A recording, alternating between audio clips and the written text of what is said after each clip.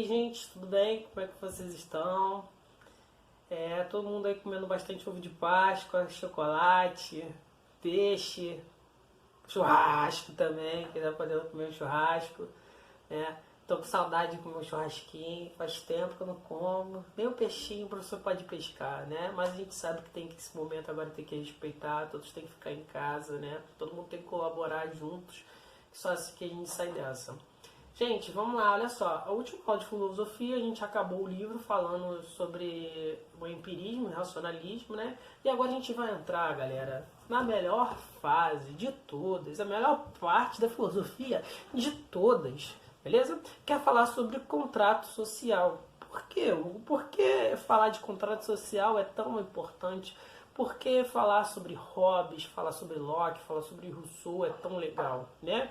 Galera, olha só. Primeira coisa, quando a gente vai falar de contrato social, a gente está falando praticamente do quê? A gente está falando dos acordos que as pessoas fazem para poder viver em sociedade, para viver em conjunto, para viver, né, juntas entre si. A gente vai ver que desde a origem da humanidade, né, e aí a gente está falando justamente do ser humano lá atrás, né? A gente está falando às vezes dos Australopithecus, a gente está falando do Homo sapiens, a gente está falando de espécies humanas que tinham a necessidade de viver em conjunto.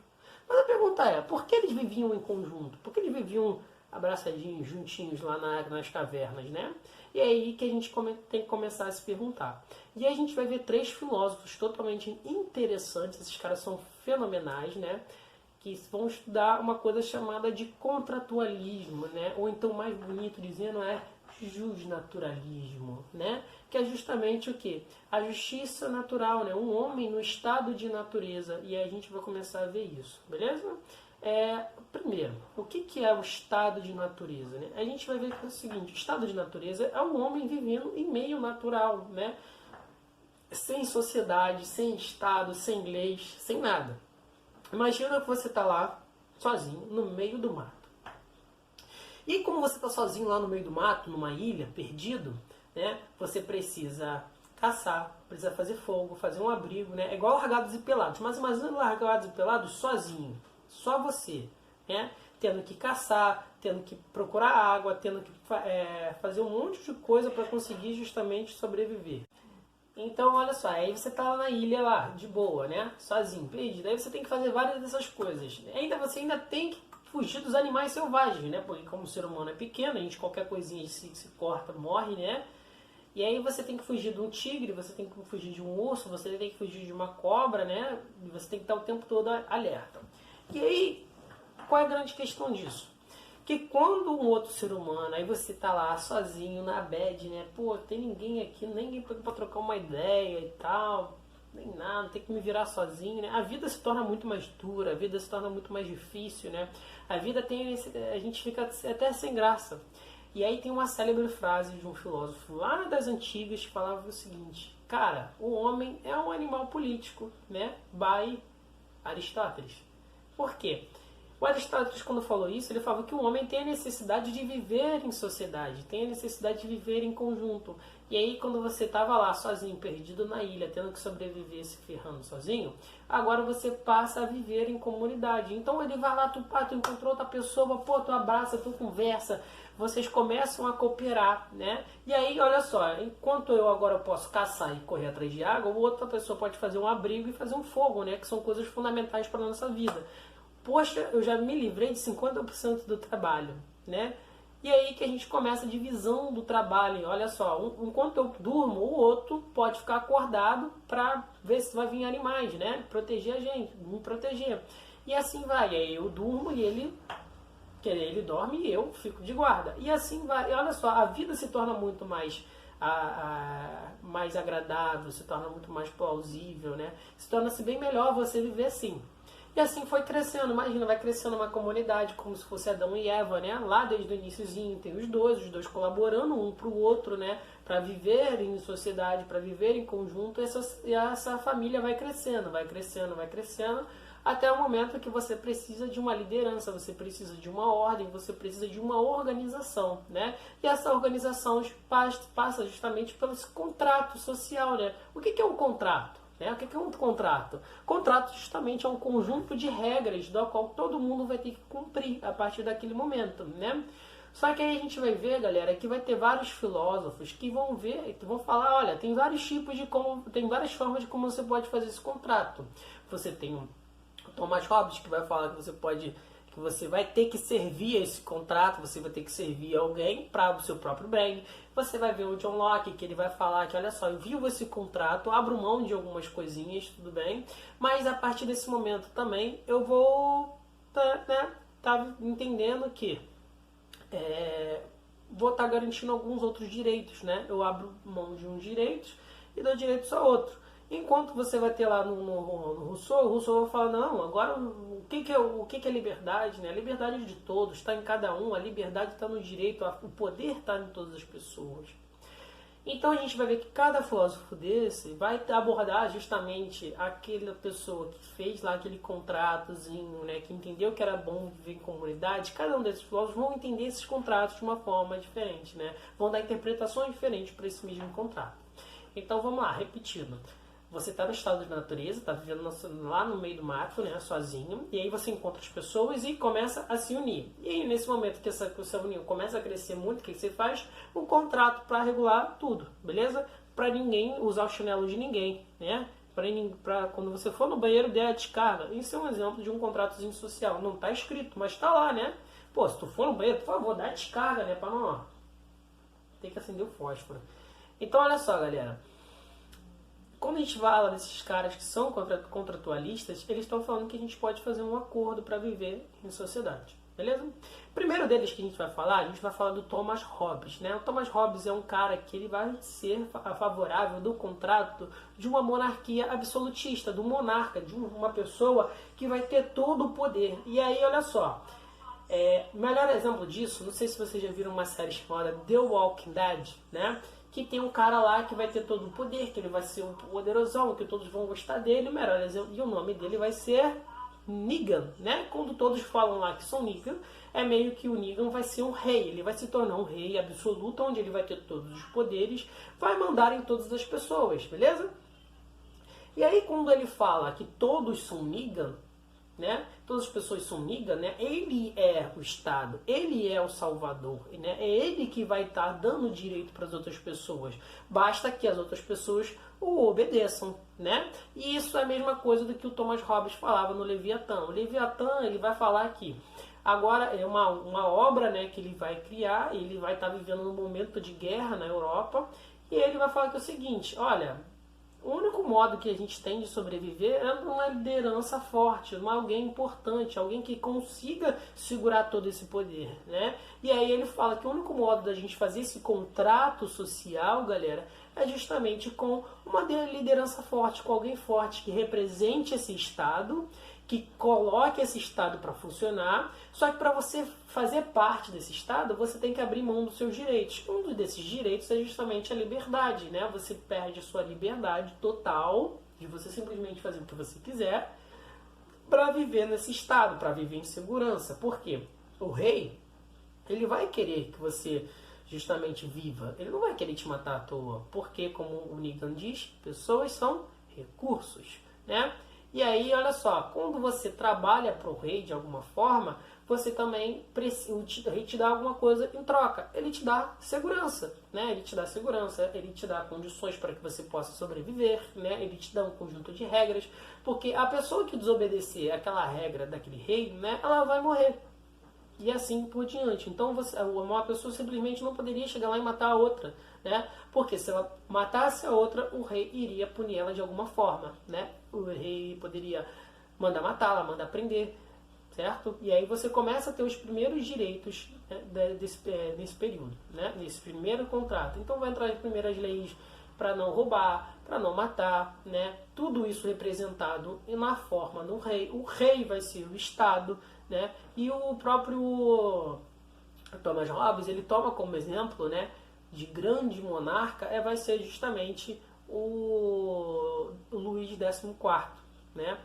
que ele vai falar, olha só, eu sou o Estado, ele representa o Estado, ele é o chefe do Estado, ele que manda, ele que dá as ordens, numa monarquia absolutista, tá bom? Mesmo exemplo do que do lado do The Walking Dead do Negan. Todos falam que são o Negan, quem é o Estado, quem é o Salvador, vai ser justamente o Negan, beleza? Todos vão ser representados a partir do Negan, e o Negan vai representar todos, né? Ele vai ter todos os poderes. Show? Todos entenderam? Vamos lá, galera. E aí, a gente vai falar de um segundo cara, que vai ser justamente o o John Locke, né? Ele vai ser um filósofo inglês, vai estar vivendo ali no período das revoluções inglesas, vai ser um cara totalmente assim, voltado para as ideias também da economia, e ele vai falar que, olha só, tudo bem, eu aceito uma monarquia, mas essa monarquia agora deve ser um pouquinho mais limitada, ela não deve ter todos esses poderes, né? Você tem que passar por um consenso.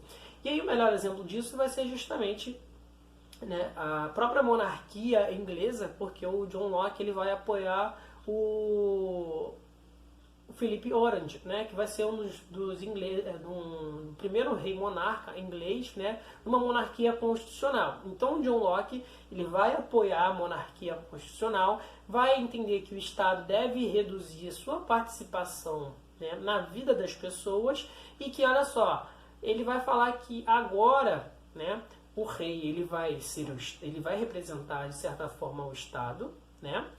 Mas porém ele não vai interferir na economia. O John Locke ele vai dar a ideia que tudo bem, eu vou abrir mão dos meus direitos, vou abrir mão de algumas coisas, mas eu também quero mais, né?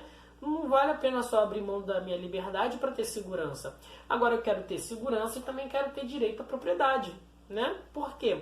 O problema de uma monarquia constitucional é que você não é dono de nada. Quem é o dono de tudo vai ser o rei. E numa monarquia constitucional, né, diferente de uma monarquia absolutista, onde quem tudo é o rei, numa monarquia constitucional você vai ter um parlamento, você vai ter um conjunto de pessoas que também vão impor regras, né? Agora o rei ele vai ter que também dar direito a acesso a terras, né? Então as pessoas vão ter mais acesso a terra, vão ter mais liberdades econômicas, beleza? Então, olha só, fiz um acordo, e esse acordo agora é eu abrir mão da minha liberdade, abrir mão dos meus desejos, das minhas vontades políticas também, de assumir às vezes o papel do rei, para viver numa propriedade. Então o rei agora também vai garantir a minha casa, beleza? Se você vive na sua casa hoje, é porque o Estado brasileiro garante justamente garante para vocês o seu direito a acesso à terra. E se alguém tentar invadir, você pode ligar para a polícia, que também é um representante do Estado, que eles vão lá tirar e prender essa pessoa que está invadindo a sua casa, beleza? E aí, olha só, ele vai falar, o John Locke ele vai querer também que o Estado não interfira mais na economia, que a economia seja livre, né? Ele vai ser um filósofo que vai trazer as ideias liberais, né? Que o Estado intervenha cada vez menos na economia, na vida das pessoas, né? Um exemplo do John Locke, né? De um rei para o John Locke em The Walking Dead é o Ezequiel, né? O rei do reino, que tem a tigresa, né? Como ele se aplica nisso? Porque ele é um rei que, tudo bem, ele é um rei, só que as pessoas não veem ele como um rei absolutista, né? Ele não manda em todas as pessoas, ele não exerce toda a sua força e todo o seu poder, né? Ele é mais um líder, né? Ele é meio de uma forma de um líder único, mas que ele sabe que ele não concentra todo o poder também está nas pessoas, né? E ele entende isso. Ele é o melhor exemplo justamente que a gente pode dar para o John Locke desse rei de uma monarquia constitucional, beleza? E agora, para a gente falar por último, galera, a gente vai falar sobre o Jean-Jacques Rousseau, né? Também dos grandes filósofos, ele era austríaco, e ele vai falar também belga-austríaco, ainda naquele período de divisões, né? E a gente vai ver que é o seguinte, falei do Thomas Hobbes, falei do John Locke, e agora estou falando do Rousseau, né? Pela linha do tempo, o Thomas Hobbes vem primeiro, depois vem o John Locke, depois vem Rousseau, tá bom? Todo mundo entendeu? De boa? Todos concordaram? E aí a gente vai chegar ao seguinte, o Rousseau vai falar que é o seguinte, olha, tudo bem, eu abro mão da minha liberdade, eu abro mão de viver do jeito que eu quiser, eu abro mão da violência para poder viver em sociedade, show. Eu abro mão justamente para ter segurança, show. Abro mão da minha vida, da minha liberdade total para ter direito à propriedade. Show! Mas só isso não basta. Por quê? Agora o Rousseau ele entende que, na verdade, esse contrato social ele não está exemplificado em uma pessoa, né? Não é uma pessoa que vai carregar isso. Na verdade, vão ser todas as pessoas, né? E aí ele retorna um pouco lá para a democracia ateniense. Ele vai falar que, na verdade, o poder está nas pessoas, né? Todo o poder está em cada indivíduo que faz a política, porque ele vai entender que esse contrato social não é de um grupo de pessoas para uma única pessoa centralizada, né? Para um Estado centralizado. Ele vai entender que esse Estado vai funcionar a partir, principalmente, da união das pessoas, tá bom? Para a formação de um Estado. E aí você, como cada união das pessoas, né, junta uma grande quantidade de forças, você também pode simplesmente modificar esse Estado. Por exemplo, ele vai falar que agora é democracia, né, que é o poder do povo. Mas aí eu coloco alguém lá no poder, né? Eu estou elegendo alguém no poder. E aí, quando eu elejo alguém no poder, quando eu não estiver satisfeito, eu posso tirar essa pessoa do poder e colocar outro. Por quê? O poder não está mais na pessoa, certo? Lá no rei. Ou então numa monarquia constitucional, que vai me representar. Mas simplesmente está na representação de todas as pessoas. Agora todas as pessoas vão passar a ser ouvidas. Todas as pessoas vão fazer parte justamente desse contrato. Todas as pessoas vão fazer parte do que é essa política. Beleza? E aí, pra gente entender isso, e aí olha só, gente, pra gente entender como é que funciona toda essa política, né, a gente vai ver depois isso numa ideia na prática, quando a gente voltar às aulas, de repente eu quero que a gente faça uma atividade dessa, né, como a gente vê primeiro o exemplo do Rousseau, né, o exemplo do Rousseau lá em The Walking Dead é justamente o Alexandria, né, quando a gente fala lá do Rick, quando a gente fala da Michonne.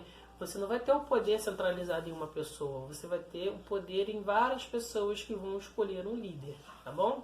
É engraçado, né, como uma série consegue representar tantas coisas quando a gente fala de filosofia, quando fala de contratos sociais, né? Na verdade, essa série surge a partir desse entendimento filosófico, né? E as pessoas quando começaram a escrever, elas já sabiam já, de certa forma, desse conhecimento filosófico, de como a gente pode se organizar, de por que a gente abre mão de algumas coisas. Porque às vezes o Estado interfere tanto na nossa vida, sem a gente perceber, né? E aí vocês estão vendo que minha companheira de vídeo também está ali comigo, ó, marcando presença, a Clinda, né, Clinda? Manda um abraço para todo mundo lá.